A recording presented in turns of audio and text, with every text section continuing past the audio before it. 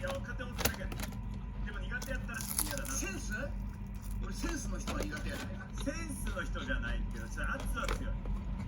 圧は強めで、もしあれでゴリゴリしてるんだったらと思って、前回のね。いやいや、全然ゴリゴリもしてないし、じゃないですか。俺も正直あれですよ。キングコングって本当にすごいと思ってるんだけど、西野も俺も誰とっても合わせる。じゃあ今日の方も大丈夫です。いやいや、基本的には大丈夫。助けてくれるっていうやつ。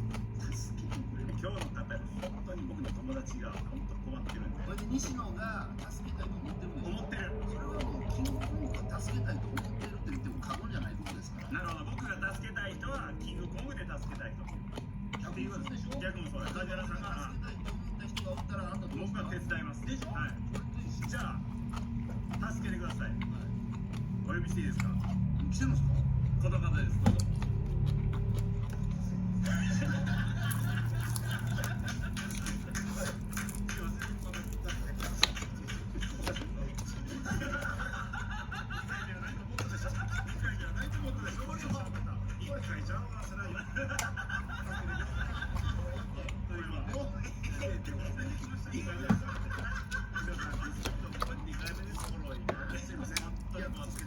ほんまに久保田ではないと思った。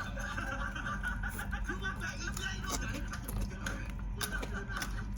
てれないよ。こんなん初めてや。じゃあもう困ってないやん。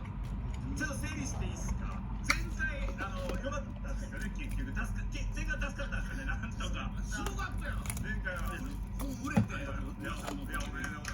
アマゾンランキング1位や。おめでとうございます。入れさせてみたいな。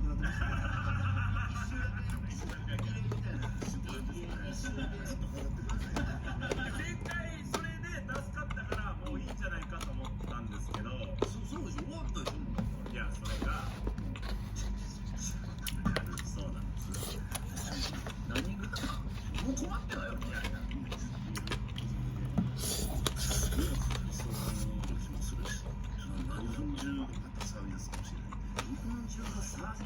知らない共同通信とか、あっちの方の世界のニュースをちゃんと言って何を言うてんの。だってあなた本も売れたしやな、なんやったら最近テレビも復帰してな、めちゃくちゃオファーも来て、この間もありがとう共演させてもらったじゃんか。その裏でってことですよ。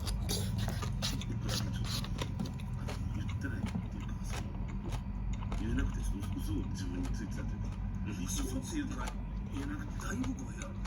大丈夫。可愛い口してんな。